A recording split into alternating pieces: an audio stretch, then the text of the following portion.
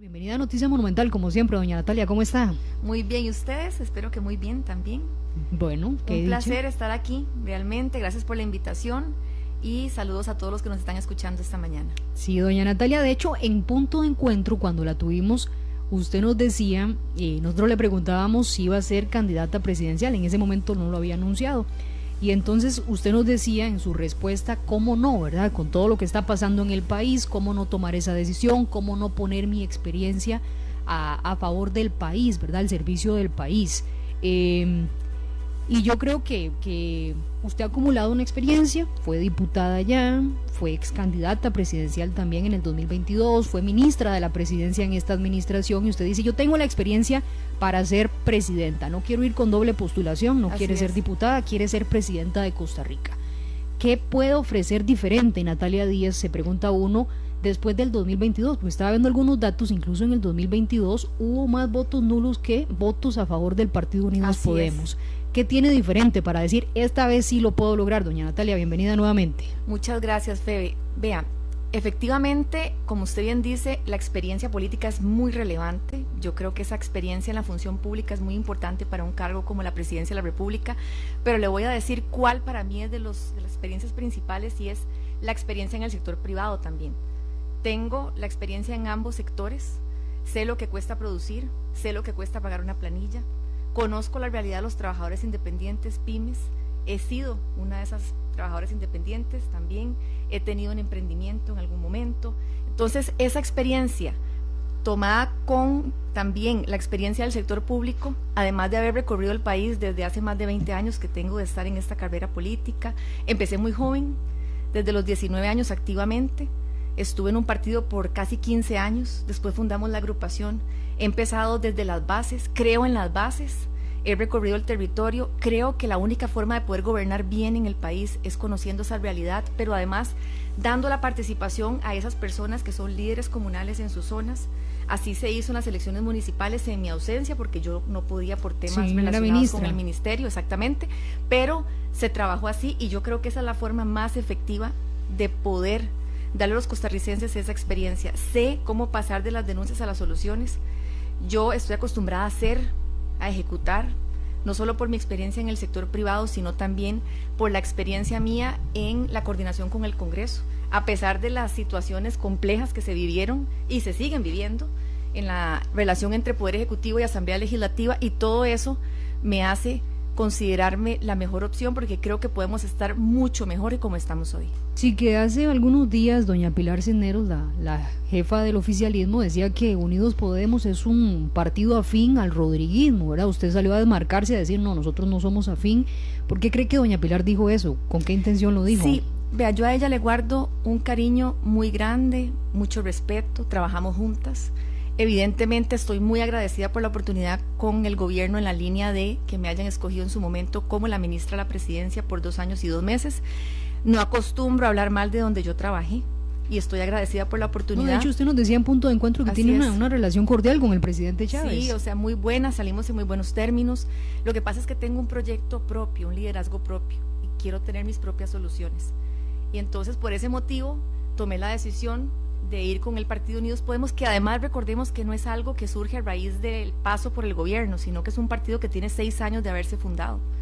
Entonces es un proyecto que también está enfocado en un plazo, además de esta elección, un plazo más allá de esa elección, de formar líderes, de acercar gente buena, y todos los días se nos suman gente, y eso me alegra muchísimo, porque denota que estamos creciendo, la gente se acerca, ofrece su ayuda, y eso realmente nos motiva a seguir trabajando con más fuerza. Claro, pero cuando uno escucha, usted dice, bueno, que respeta muchísimo a doña Pilar, entiendo que no quiere entrar en polémicas, pero ¿sería alguna forma de minimizar su candidatura, su aspiración, su posibilidad? ¿Cómo lo percibe usted ya desde la parte personal, que hayan dicho que usted es afín al gobierno y usted sale a desmarcarse de que no es así, a pesar de que fue la ministra de la presidencia? Yo creo que ella me respeta mucho, y tan es así que ella misma ha contestado públicamente que ella sabe que yo tengo mi proyecto, que yo quiero ser presidente, y que sabe que tengo soluciones propias y que quiero ir por mi camino. ¿Estamos en caminos separados? Sí, estamos en caminos separados, pero eso no quiere decir que no haya respeto y cordialidad en el manejo de las relaciones. Yo creo que eso es importante, siempre separar las cosas, y al final es lo que les puedo decir. La relación es cordial, buena, pero hasta ahí, porque evidentemente vamos por rutas distintas. Pero ¿en qué siente usted que puede diferenciarse después de haber pasado por el Ministerio de la Presidencia, después de haber trabajado para este gobierno? ¿Qué siente que puede hacer que no se hizo ya durante esta administración de la que usted fue parte? Así es, lo que pasa es que aquí a veces hay mucho desconocimiento de que el cargo del ministro de la Presidencia es igual que el presidente, o es un brazo derecho del presidente. Lo que hace el ministro de la Presidencia está muy, digamos, reglamentado y establecido, que básicamente son las relaciones de coordinación con el Congreso. Hay cosas que son decisiones del presidente. El ministro es un asesor del presidente, pero el presidente toma las decisiones y yo no he estado en ese cargo. Por eso quiero ser presidente del país, para tomar mis propias decisiones, para seguir mi propia ruta, para pasar de las denuncias a las soluciones. Y creo que se está desperdiciando un poco el tiempo, honestamente, en este periodo. Estamos hablando del 25% de la administración, prácticamente, digamos que desde principios del año, en ausencia del ministro de la Presidencia, por ejemplo, teniendo todavía un año, un poquito más de un año de gobierno, desaprovechar la oportunidad de continuar haciendo cosas, porque vean, yo comprendo la frustración, se los dice alguien que estuvo adentro, pero no se puede simplemente decir, ya aquí no pasa nada en la Asamblea porque estoy frustrado porque el Poder Judicial no funciona. Todos sabemos que el Poder Judicial no está funcionando como queremos. ¿En eso se ha equivocado para usted el gobierno? No, renunció a gobernar el gobierno. Sí, es que de cierta forma me parece que en los últimos meses así ha sido. Y en ese sentido, a ver, el Poder Judicial necesita reformas, de acuerdo, pero ¿qué hago yo con denunciar eso? Si yo no puedo coordinar con los poderes las cosas. Que a mí me parece lo que están haciendo, ¿no? En la línea de que sí, necesitan reformarse, hay cosas que hay que hacer, pero todavía el presidente de la República tiene margen para actuar desde el Poder Ejecutivo. Eso de estar dependiendo de que yo tenga 40 diputados, que no es realista, los números no dan. Ni en las mejores épocas. Ellos dicen que sí, que ganan en primera ronda. Sí, pero los números no dan ni ganando en primera ronda. Veamos el caso de Laura Chinchilla, última presidente que llegó en primera ronda en las elecciones. 46% de la votación, 24 diputados. Luis Alberto Monge, principios de los 80, 2 partidos únicamente, bipartidismo en su máximo apogeo, 33 diputados de 38. Es decir, que ni siquiera en un escenario reducido de muchos partidos eso es viable, y yo no puedo depender de reformas de la Asamblea para gobernar. Yo tengo que llegar a ejecutar el 8 de mayo y a trazar esa ruta en los primeros 100 días. Imagínense que es un tema de, inclusive de preguntarse, ¿para qué quieren los 40 diputados? No es solamente tenerlos sentados ahí, es qué reformas son las que están presentándose y para qué, con qué objetivo. Y al final, en promedio, una ley, si usted negocia de lleno, le tarda 7 meses, 8 meses en votarse. Eurobonos fue así, y metía yo de cabeza en esa negociación, de cabeza hasta el presidente llamó a los jefes de fracción y casi que 7, 8 meses en la votación de un proyecto necesario para tener que pagar con un monto más bajo ese canje de deuda cara por barata, que era importantísimo, que nadie podía oponerse a una cosa así. Tardó casi 8 meses. Proyectos de ley, ahí tienen 3 años de estar sin votarse. Entonces, imagínense lo que es llegar y decir, es que dependo de que voten diputados. De ahí nos da 1 año, 2 años y no pasó mayor cosa. Desde seguridad, que es el eje transversal para mí, ese es el principal tema para abordar, prioritario en el país, porque eso abarca todos los temas. Abarca educación, abarca turismo, abarca todas las problemáticas a nivel nacional, y que sin seguridad no tenemos absolutamente nada. Y el presidente puede hacer mucho todavía en materia de seguridad sin depender de la ley. En la ley, ¿de qué depende? Del tema de los jueces. Ahí sí le doy la razón, que ahí está el proyecto sin votarse, con prisión preventiva, no se ha votado la ley. La ley más importante de las 10 leyes de seguridad que se negociaron en el Congreso es fortalecimiento o endurecimiento de prisión preventiva, y por Sala Tercera y su visión, que yo lamento mucho, ese proyecto no se ha votado porque dicen que violenta la Constitución. Así no se puede trabajar. Yo le comprendo su frustración, pero de ahí a depender al 100% de leyes no es así. En cuarterías hay que hacer algo urgentemente, y nosotros nos vamos a enfocar en ver dónde están esas cuarterías en conjunto con las municipalidades, porque es un tema meramente municipal, donde podemos trabajar con la indigencia. ¿Por qué? Porque las cuarterías, y ahora pasó con el tren de Aragua y la célula que descubrieron acá, de trata de personas, prostitución. Sí, el tren de Aragua. ¿Verdad? Que uno dice, ¿cuántas no habrán así en San José en Centro? Eso está lleno. La indigencia, lo mismo, eso no es de ley, eso es de gestión. Los policías, perfecto, ojalá tuviéramos 10,000 policías más. Nadie está diciendo que no se necesitan, pero yo no puedo depender de la formación de policías, porque un policía tarda en formarse 9 meses. en la Academia Nacional de Policía. Entonces yo no puedo decirle a los costarricenses que yo llego el 8 de mayo a formar policías para que hasta dentro de un año se vean los resultados. Tengo que llegar a ejecutar con lo que yo tengo. Y si no, es mejor solo tirarse a diputado y no ser presidente, si esa fuera la solución al país. Doña Natalia, entonces, pero ¿usted cree que esa pérdida de tiempo que usted señala que se ha tenido ahorita de parte de la administración responde a una situación efectivamente de frustración o es un tema de cálculo político? No, es frustración también, o sea, se acumula esa frustración porque en materia de seguridad sí estamos en problemas serios y hubo 10 proyectos de ley que se han votado, la gran mayoría de ellos, pero el de más incidencia ahí está sin votarse. Lo pidió tanto el fiscal general como el director del OIJ, yo sentada en esa mesa. Se corrió para que se votara, ahí sigue. Entonces ese tema sí es importante tenerlo como ley. Pero en las otras áreas yo puedo actuar, vea, la policía, aquí no hay respeto a la autoridad, ni para los docentes ni la policía. En el caso de la policía, aquí hace todo el mundo lo que le da la gana. Las fronteras, más que un tema de que son porosas, que sí lo son, es que yo tengo que ejercer la mano dura y si usted tiene antecedentes en otro país y yo sé que usted tiene esos antecedentes, usted no entra a Costa Rica, punto. Así como Estados Unidos tiene la potestad de darle visas a alguien o quitárselas, nosotros tenemos la potestad como país de decir usted no entra aquí. Lo mismo con el tema de la caja. El tema de la caja que hoy es el Hospital de Centroamérica y es la realidad. No porque no queramos atender a personas extranjeras, no es eso. Es que tienen que atenderse y tienen que pagar como cualquier tico paga. Sí, que esas declaraciones se las escuché, ¿verdad? Que Costa Rica no puede ser el Hospital de Centroamérica, decía Así usted, es. doña Natalia, por el tema de atención a la población migrante irregular, que no cotiza y que los atiende la Caja Costarricense de Seguro Social. Algunas personas salieron a apoyar su postura, otros le dijeron que eso es un discurso populista, polarizador, discriminatorio, porque es un derecho de estas personas al acceso a la salud. ¿Cómo responde usted y qué propone, verdad? Porque a estas personas no las podemos dejar de atender en Costa Rica, hasta por un Totalmente tema de de salud acuerdo. pública. Es más, la gente quiere confundir. Aquí nadie está hablando de que no se van a atender, todo se va a atender. Por eso, ¿qué propone usted ¿verdad? entonces? Ahí lo que hay que hacer es cobrar. La caja ni siquiera tiene sistemas de cobro efectivos, no tiene contabilidad de costos. Si usted le pregunta a la caja cuánto cuesta una cirugía, no tienen el dato. Si usted le pregunta a la caja cuántos insumos se usan en una cirugía, no tienen el dato. Yo no sé cómo la caja está operando, así se lo resumo. Tenemos una institución de 6 billones, que es la mitad del presupuesto nacional, 6 billones de colones, y eso nadie se mete en la parte administrativa. Todo pareciera que es una ley lo que lo soluciona, y es un tema de gestión, de que el presidente ejecutivo de la caja, que nombraré, va a venir de adentro de la institución. Es una persona que tiene que conocer los 3 niveles de atención a profundidad, que tiene que saber cómo manejarse con la gerencia financiera y trabajar de la mano, aunque no nos guste. Pero hay que hacerlo, porque es que eso es lo que tenemos y lo que recibimos el 8 de mayo. Y ahí hay que cobrar eso. Yo le digo, ¿qué medidas se pueden ejercer? Si la persona que viene aquí la atiende y después queda ese cobro ahí pendiente, esa persona va a salir del país eventualmente. Porque muchos vienen con referencias desde Nicaragua, desde el hospital en Nicaragua para que se operen aquí. Así está pasando la situación internamente. Le puede preguntar usted a cualquier médico en cualquier hospital y le va a contar la historia. En este momento, con esas referencias llegan, no se les cobra un 5 al final, no se gestiona el cobro.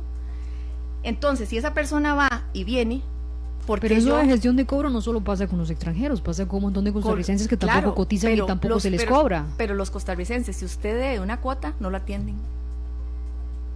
Deba usted una cuota de trabajador independiente para ver si usted lo atiende la caja, no lo atiende. Le dice que hasta que pague esa cuota usted lo atienden, los demás sí son atendidos. Para mí primero son los ticos. Y honestamente, en la situación que hay, yo podría desde Migración y Extranjería, porque la ley me faculta, a decir, si usted no ha pagado la caja, no entra al país. Así de sencillo. ¿Y no ingresa más. ¿Esa gestión requiere de un acuerdo de junta directiva de la caja? No es un tema de Migración y Extranjería, de potestad del Estado. No, pero me refiero al tema de cobro. Es un tema administrativo de la caja. Pero y si usted lo tiene que hacer desde la junta directiva de la caja, necesita el apoyo de los No demás necesariamente, directivos. habría que revisar, porque muchos temas son de gerencia. Cada hospital tiene una gerencia general, de alguna forma, que eso es otro de los desórdenes administrativos que hay. Pero no hay una cabeza en la parte central que diga cómo se gerencian los 29 hospitales del país. Eso en una empresa privada es impensable. ¿Usted considera que el presidente ejecutivo de la Caja debe ser nombrado todavía por el presidente de la República? Es que esto es un tema que se ha debatido también. Sí, debe ser nombrado por supuesto, porque hay directrices estratégicas que el presidente tiene que manejar. Tiene que mantener su autonomía porque eso se maneja así. Pero el presidente, recordemos que los presidentes de instituciones autónomas no los nombra el presidente, sino el Consejo de Gobierno. El que sí nombra el presidente directo es el ministro, pero lo demás tiene que ir a una votación al Consejo, termina siendo el presidente, pero en una votación más formal. Y en ese sentido, usted puede poner esa cabeza a la caja y 2 representantes más, que son los 3 de gobierno. Está la unión de cámaras del sector privado, que pone otros 3, y después los diferentes sectores de la parte más social o de cooperativas y demás. Entonces, ahí usted tiene que jugar con lo que está dentro, pero muchos de esos temas no se ven en junta porque no son temas de junta. En junta, si usted me pregunta a mí, deben de verse decisiones estratégicas como en cualquier junta directiva de una empresa. Y al final, hay empresas públicas en el Estado, y usted no puede estar viendo temas administrativos en una junta. Eso tiene que delegárselo a un gerente, que además sea un gerente que conozca de salud, porque el perfil de la caja no es para cualquier persona. Entonces, si usted no tiene ese orden a lo interno, no va a poder ni meterse a ver cuánto cuesta, o sea, nadie tiene idea de cuánto cuestan las cosas adentro. A mí me comentaban que es de sentarse a llorar la situación, en el sentido de que si usted llega y hace una cirugía y agarra los insumos, ni siquiera los marcan, los insumos que se usan, nada más los agarran y los usan y no hay trazabilidad de los insumos. O sea, ¿cómo nosotros como costarricenses estamos tan tranquilos con una situación como esta? Y vea cómo hacen en Estados Unidos o en Suiza. Si usted tiene una multa de tránsito, usted no le permiten volver a entrar al país si no paga la multa. Estamos hablando de una multa. Imagínese una deuda con la caja, que tanto nos interesa que eso se arregle, porque si tuviéramos más recursos podemos tener atracción de médicos especialistas, que el problema no es falta de especialistas, el problema es que se están yendo de la caja al sector privado. Especialistas el país tiene, pero no hay incentivo para que esa gente regrese a la caja. Entonces, ¿ahí qué se puede hacer? Pagar por productividad. ¿Qué le dice doña Natalia? Porque ahí estaba revisando algunos comentarios y mucha gente apoya esto que usted dice, de que no podemos regalarle a los extranjeros irregulares que no pagan los servicios de la caja, y la apoya mucha gente, pero hay otra gente que dice que eso es populista, la gente que le dice que está buscando polarizar usted en esta campaña con ese tema, que le dice que eso es discriminador. ¿Usted qué le responde? Que no, que es realista y que yo tengo que ir a solucionar problemas, y la caja tiene un problema de gestión de recursos, tiene problemas de listas de espera pendientes, y yo puedo usar recursos que gestionen ese cobro para tener disponibilidad de dinero y decirle a los médicos especialistas, les voy a pagar por pago por producción. Entonces, si usted me hace una cantidad determinada de ultrasonidos, yo le pago por esa cantidad de ultrasonidos, por producción, por productividad, y nos quitamos el tema del salario que hay hoy, que se puede hacer también vía gestión de la parte administrativa. Entonces decimos, no es que usted gana todo esto independientemente de cuánta gente atiende, sino que usted va a ganar por las atenciones que realice. Y eso es un incentivo, porque yo me puedo traer a los médicos del sector privado si les empiezo a pagar bien, y puedo atraérmelos para atender esas listas de espera. Hablando de la caja, hablando de listas de espera, ¿qué propone usted para la caja, para la deuda? ¿Lo reconoce la deuda? Porque sí, hay que empezar por reconocerla, ¿verdad? No, pero también hay que revisar el monto. Ok, ¿qué vamos a hacer con la deuda? ¿Qué vamos a hacer con las listas de espera? ¿Qué vamos a hacer con la crisis de especialistas? Y hay un tema que yo digo que tenemos que poner sobre la mesa en esta campaña, es con nuestro régimen de pensiones. ¿Qué propone Natalia Díaz en esos temas, ahora que estaba hablando de la caja, verdad, y de las atenciones que también debería cobrar la institución? Así es, vea, la deuda de la caja está en una tercera parte del presupuesto nacional, que incluye Poder Ejecutivo, todos los ministerios, Poder Legislativo, Asamblea Legislativa, y Poder Judicial, toda la Corte, más el Tribunal Supremo de Elecciones. Y le estoy hablando que la tercera parte de ese presupuesto es la deuda de la caja. Eso es impagable en este momento. Esa es la realidad. Y además, Hacienda lleva razón. En este momento, Hacienda le dice, dígame por qué usted me está cobrando ese monto. ¿Cuáles son los cálculos que usted tiene a lo interno de por qué me está diciendo que la deuda del Estado es razonable? Usted la reconoce, pero quiere saber el monto real. Yo estoy dispuesta a ordenarme. O sea, decir, ok, vamos a hacerlo de esta manera, porque también hay un impacto de esa deuda en la relación deuda-PIB, que es la relación del endeudamiento del país. Donde yo meta esa deuda, eso se va a disparar. Hay que manejar muy bien esas cifras a nivel macroeconómico también, y hacer ese balance, que por eso es que el ministro de Hacienda también está estudiando el caso, y le doy toda la razón, de que él tiene que ir viendo cómo proceden esos cobros, porque es que se le está cobrando. Si yo administrativamente sé que la caja no lo está haciendo bien, porque no conoce sus propios costos, ¿cómo yo voy a pagar por pagar? Volvemos al tema, es como si la IA llega y le dice a usted me debe 200,000 colones de agua, y usted sabe que usted lo que paga son 20,000 pesos. Porque usted va a pagar eso si usted lo que va es a revisar por qué le están cobrando ese rubro. Lo mismo tiene que hacer Hacienda con las instituciones y con esta deuda y otras más. Y hay que ordenar la parte administrativa. Y ahí en listas de espera, aparte del pago por producción, el problema que se da en los EBAIS. El problema está en el primer nivel de atención. ¿Por qué? Porque las agendas son bastante rígidas dentro de los EBAIS. Vea lo que pasa. Usted llega y saca cita en los EBAIS, donde se supone que el médico que hay ahí tiene que ser un médico que lo atienda prácticamente en las cosas más básicas, pero que conozca un poco de todo. Tiene que ser medicina familiar y comunitaria. Entonces usted llega y saca la cita a un EBAIS, pero ese día usted amaneció mal y no tiene cita. Cualquier día donde usted no tenga cita. Entonces, ¿qué hace la gente? Se va a los servicios de emergencia y se sube a los tenemos hospitales. Saturados. Exacto, porque no se la atendió en el EBAIS. Hay que ser flexible con esas agendas y cambiarlas. Si hay una emergencia que se pueda atender en un EBAIS, se atiende ahí, no me le llenen el servicio de emergencia al hospital, porque entonces yo le quito el campo a alguien que está esperando ahí. Y yo empiezo a atender desde la base. Y en esa base empezamos a sacar lo que es hipertensión, diabetes, cardiologías, ¿verdad? Cardiopatías y demás, que son enfermedades crónicas que el país tiene, pero el problema es que como la gente no tiene programas, o el país no ofrece programas de prevención de salud y promoción de la salud masivamente, la gente se descuida esa hipertensión y la diabetes y termina siendo sujeto de una lista de espera posterior. Me faltó esa respuesta al régimen de pensiones. El régimen de pensiones, hasta el 2047 reservas y todo el mundo está como muy tranquilo, doña Natalia. Y yo insisto, este tema, aunque sea desde acá, lo vamos a poner como tema central de esta campaña. ¿Qué propone Unidos Podemos en esto? Yo me enfocaría en cómo formalizo el 37% que está hoy en la informalidad. Primer paso. Yo no puedo empezar a ver las cuotas del resto si yo no he logrado que un 37% de la población que está ocupada no me cotice. Pero ¿cómo van a cotizar con la caja con la visión que tiene? Imagínense que la gente le da terror acercarse a la caja. La gente me dice, no, yo ahí no me acerco porque me quiebran. Literal, eso es lo que está pasando. Entonces usted llega como trabajador, y o empresario o emprendimiento, lo que usted tenga. Los primeros 2-3 años la gente dice, no puedo pagar cargas sociales porque o como o pago las cargas sociales. Cuando usted se pone ya en una situación que ya más o menos va saliendo, usted va a la caja de buena fe y les dice, quiero que me aseguren. La caja lo primero que le va a preguntar es, ¿hace cuánto está operando? Y le cobra retroactivo, un monto de 10-15 millones de colones y lo quiebran. Entonces queda moroso, pero para hacer el arreglo de pago, usted lo que tiene que hacer es decir, le pago la tercera parte de esa deuda. Hay deudas de 60 millones de colones. Hay que pagar 20 en un solo tracto. ¿Quién tiene 20 millones de colones en una cuenta para pagar eso? Nadie en el país.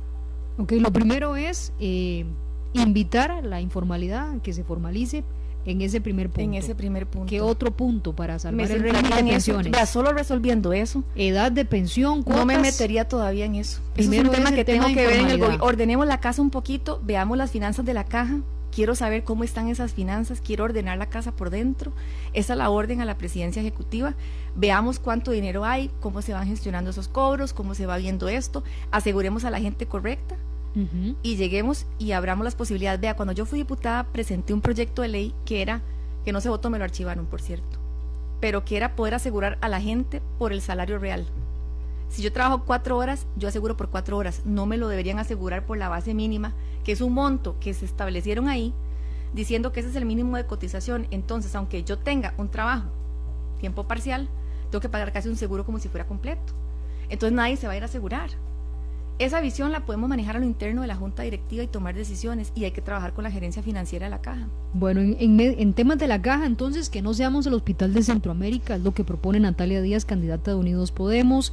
En temas de lista de espera, que los EBAIS, ¿verdad?, sean realmente ese primer nivel de atención como tienen que ser, y que seamos flexibles con el tema de las emergencias para no saturar nuestros hospitales nacionales. Habla del tema de la formalización, que es lo primero que usted atacaría, no temas de cuotas, no temas de edad de pensión, ¿verdad? Eso no lo vería. Antes de reconocer la deuda, tendría que usted pedir el monto exacto de la deuda que tiene el Estado con la Caja Costarricense de Seguro Social. Esto en temas de caja, para ir aprovechando el tiempo, porque no tenemos tanto tiempo, doña Natalia. En temas de seguridad, la principal problemática y la principal preocupación para los costarricenses, ¿qué propone Unidos Podemos en esta campaña electoral? El control del territorio, sin lugar a dudas, utilizando la ley de migración y extranjería, que tiene bastantes mecanismos, revisando su reglamento, viendo todo el tema de quién ingresa al país y quién no. Eso se puede prohibir en un acto administrativo, meramente, no depende del Poder Judicial para prohibir la entrada. Me pongo detrás de eso. La gente honesta extranjera que viene a aportar y a hacer crecer el país, bienvenida, pero el que viene aquí a delinquir tiene que irse. Tiene un problema, porque así funciona el procedimiento actual. ¿Por qué yo insisto tanto en este tema? Porque hoy, si la persona extranjera viene, comete un delito aquí en el país y ya tenía antecedentes, ¿qué es lo que pasa? Que tiene que seguir el proceso judicial en Costa Rica, utilizando las cárceles en Costa Rica y el proceso hasta que yo termine el proceso penal con esa persona, lo puedo deportar. Ese es el problema, que si yo no lo saco antes de que entre al país, aquí viene a hacer el daño y ya no lo puedo sacar. Y eso está pasando. Y esa medida, esa persona solicita refugio, por ejemplo, es que hay que revisar los requisitos y ver quién está solicitando y ordenar. Es que tenemos 200.000 solicitudes de refugio. Sí, pero ¿verdad? no aplica para todos. Sí, dice migración, o sea, que solo el 10%. Es que el 10%, o sea, es un monto mínimo. O sea, ordenemos la casa. Vea, si usted como tico se va a Estados Unidos, se va a cualquier país del mundo, usted no lo van a tratar de refugiado nunca en su vida. No le van a atender gratuitamente. Eso no va a pasar en ningún país del mundo. Solo en Costa Rica somos generosos y solidarios, pero no podemos seguir con esa actitud cuando las cosas no están bien hechas y no son correctas. Entonces, en esa línea tenemos que tener la mano firme para decir, no, aquí se acabó la fiesta y tiene que ordenarse la casa, porque si no, el dinero no alcanza. Yo creo que dinero hay, pero está mal distribuido y está gestionado de una forma incorrecta, porque tenemos una posibilidad enorme de ordenar todo lo que tenemos, y en materia de seguridad hay muchas cosas importantísimas, pero también quiero meterme en temas de prevención y en la parte educativa que va de por medio. El INAH es la clave y es el motor del desarrollo del país.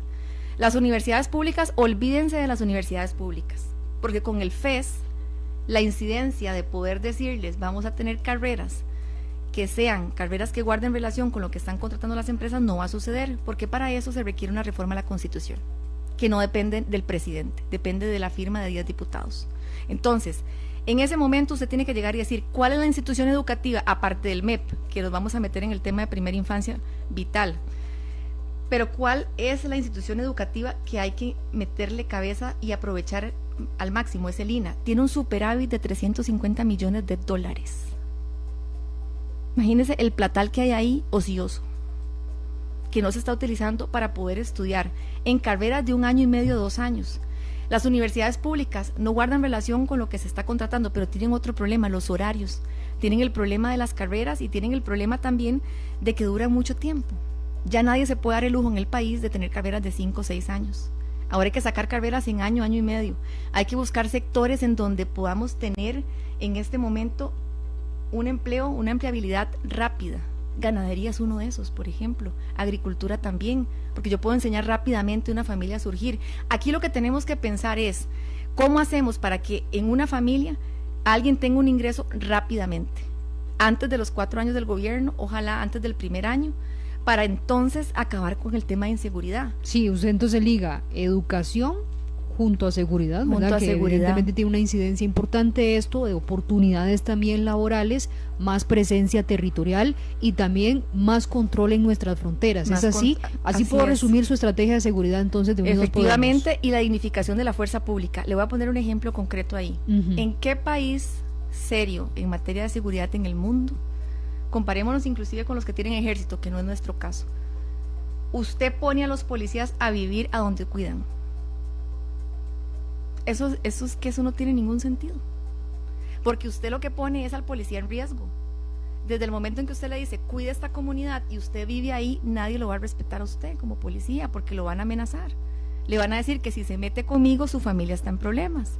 Entonces eso es incorrecto. Hay que sacar a los policías del lugar de donde viven. En Colombia hay un plan de viviendas para policía, donde viven todos juntos en un sector, y el Estado protege a esos policías. Hoy están en riesgo. Dignificar a la policía, otro punto de estrategia de seguridad. Exactamente, y la parte de incentivos que no son salariales. Un ejemplo concreto, como gobierno podemos hacer convenios con empresas en el sector privado, supermercados, centros educativos, y decirles, hagamos un convenio y decimos, usted por ser policía o por tener su familia, hijos o los familiares más directos, le hago un descuento. Si compra en estos supermercados y si va a estos centros educativos. Eso es un incentivo para el policía, porque la gente va a empezar a decir, qué orgullo ser policía, y empiezan a mostrar el interés para meterse. En Colombia, otro ejemplo concreto, los policías tienen carreras previas a ser policías, son ingenieros, son abogados y después estudian para policía. Hay que hacer eso en el país, profesionalizar el servicio de la policía y llegar y ofrecer esa cadena de mando que esté bien hecha, y si usted llega al mando más alto, no lo regresen al mando más bajo. Ya después de ahí usted sale, ya culminó su carrera. Incentivemos a los policías a seguir un procedimiento del cual se sientan orgullosos. Si nosotros logramos eso, más todo el tema de alimentación, delegaciones, equipo, ¿qué están comiendo los policías? ¿Están comiendo bien? ¿Las delegaciones están en buen estado o hay goteras, humedad? Si usted va a un trabajo y ese trabajo no tiene las condiciones idóneas, usted no va a ir motivado a trabajar en ningún lado, en ninguna delegación ni en ningún otro espacio. Nos quedan unos minutos, doña Natalia, y que hay muchos comentarios, gracias a toda la gente que se está reportando, algunos a favor, otros en contra, y haciéndole algunas consultas. Le quería tirar unas rapiditas, ¿verdad? Porque el tiempo se nos agota. Jornadas 4-3, ¿cómo lo ve Unidos Podemos? A favor, pero el texto que está hoy no le encuentro ningún sentido. ¿Qué le cambiaría? El hecho de poner a votar a las personas no el que propuso Liberación. Y eso no tiene ningún sentido. No sé cómo el sector privado aprobó ese texto, para serles honesta. ¿Reelección presidencial continua? Es un tema a analizar, no lo descarto, pero tengo que tomarme más tiempo para valorar la posición. Que sea indefinido, que sea indefinido, no, mira, podría ser 8 años, eventualmente, pero es un tema que hay que sentarse a verlo, hay que ver cuántos diputados se obtienen, analizar las condiciones en ese momento y valorar la posibilidad de votarlo, porque además una reforma constitucional requiere realmente de 57 votos, no de 38, porque con solo un diputado que se oponga ya no salió. Ok, ¿qué hacemos con crucitas? Es un tema de seguridad nacional ante todo, aparte de la reforma de ley que está en el Congreso y se necesita evidentemente darle el marco legal para poder operar. Terminó siendo un problema de seguridad nacional porque ahorita se nos complicó el asunto, no es un tema solamente de minería. ¿Qué hacemos con el tema de, yo creo que usted ya nos respondió, pero para que quede el compromiso, ¿no propondría usted en una administración de Unidos Podemos elevar edad de pensión ni cuotas? No es un tema para valorar en este momento, yo quiero entrarle a la informalidad, quiero ver cómo hago para que la gente cotice, pueda pagar sus montos. Hoy trabajadores independientes pagan más que un asalariado, quiero revisar esas cosas.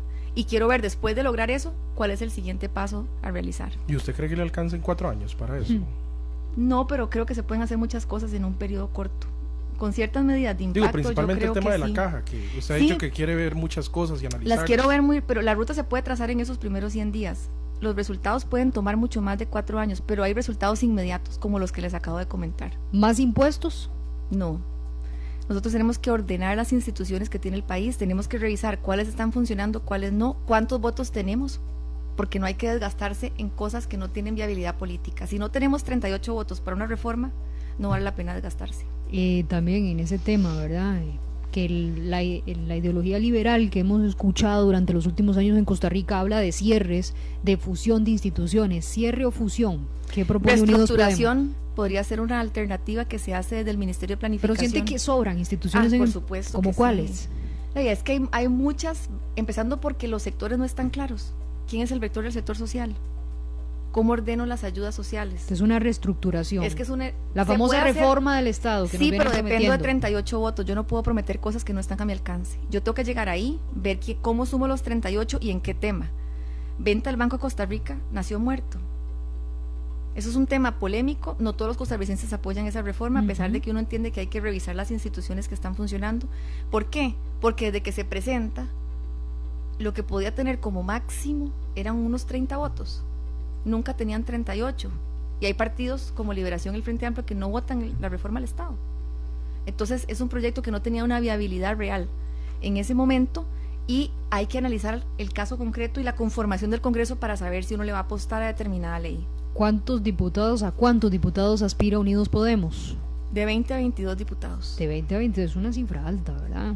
Así es. Usted lo decía que doña Laura con un 46% logró 24. Sí, yo diría que 20 es una cifra razonable. Y es más que cualquier fracción existente ahorita, por ejemplo. Es más, sí, porque Liberación tiene la tercera parte del Congreso. Si usted llega a ser la tercera parte de la Asamblea, es un resultado sumamente exitoso. ¿El rival a vencer es el oficialismo? No, el abstencionismo, la desilusión de la gente. Para mí ese es el principal rival en este momento. Quiero llegar a las soluciones, no me estoy enfocando en lo que están haciendo otros partidos, quiero enfocarme en lo que yo le puedo presentar a los costarricenses como una solución, y en eso es que quiero yo meterme de lleno. Y la última de mi parte, no sé si a los compañeros les queda algo, ¿en qué se diferencia Unidos Podemos del PLP? Si incluso, bueno, en su fórmula presidencial de candidato a vicepresidente va un exdiputado del PLP. Sí. ¿Cuál es la diferencia? Dos partidos liberales muy parecidos en lo que piensan. La ideología sirve para definir las propuestas y la visión del país, pero no soy una persona dogmática. O sea, no creo que la ideología sea la solución a un país. Esa es la base para usted proponer y crear un Estado que sea más eficiente, un Estado que regule menos, que no sea un obstáculo para el desarrollo, un Estado que esté al servicio de la gente. Para eso me sirve la ideología. Pero es que aquí la gente lo que necesita son soluciones, no pleitos ideológicos en este momento. Y no creo que la ideología sea un tema relevante en esta campaña, salvo ya cuando se alcance, por ejemplo, una visión más comunista de las cosas, que evidentemente hay partidos como el Frente Amplio que tienen esa visión, pero fuera de eso, no creo que sea una campaña en donde la ideología vaya a pesar. ¿En eso se diferencian ustedes? Sí, pues yo soy más pragmática, he tenido la experiencia de estar en gobierno y sé que es un tema de solucionar problemas. Doña Natalia, ¿qué le propone usted al sector agrícola del país que hoy en día ve cómo se van desapareciendo, va reduciendo el terreno que se siembra? ¿Qué le propone al sector agrícola? Vea, no hay lugar que visite que no me hablen del sector agro, y sobre todo también el agropecuario en general. Y ahí hay un tema que a mí me interesa desarrollar con más profundidad y es cómo podemos ser más competitivos. Se habla de los tratados, se habla de la importación. El problema no es eso, y esa no debe ser la discusión central. Que eso les preocupa. Les preocupa, pero no debería ser, sino cómo facilitamos las condiciones de competitividad a nivel nacional, pensar en los intereses país, en el acceso al crédito, en el costo de los insumos, en los seguros de cosecha, en todo lo que ellos tienen como problemas hoy, ver cómo el Estado facilita eso, no cómo lo subsidia, sino cómo facilita las condiciones. Y ahí hay un tema que el país puede posicionarse, que es seguridad alimentaria, no soberanía. Soberanía es que usted come, produce todo lo que se come y al final, ¿verdad?, no es la visión correcta, porque yo no puedo producir todo. Como país hay países más eficientes en la producción, pero yo puedo tener seguridad alimentaria y es garantizarle comida a la población en una situación de emergencia o en una situación, digamos, de planeación y tener las cosas bien hechas. Yo puedo empezar a ver qué cultivos son estratégicos, sobre todo, vean, ganadería sostenible. Nosotros somos un país que nos podemos posicionar y de hecho el año pasado tuvimos el primer Congreso Internacional de Ganadería Sostenible allá en Liberia. Costa Rica fue sede, se la quitó a Brasil. Y ahí hay un potencial enorme. Y también en qué productos somos competitivos y que la gente diga, Costa Rica es fuente de alimentos para el mundo y sobre todo alimentos sostenibles y saludables. Esa puede ser una oportunidad de oro para el país.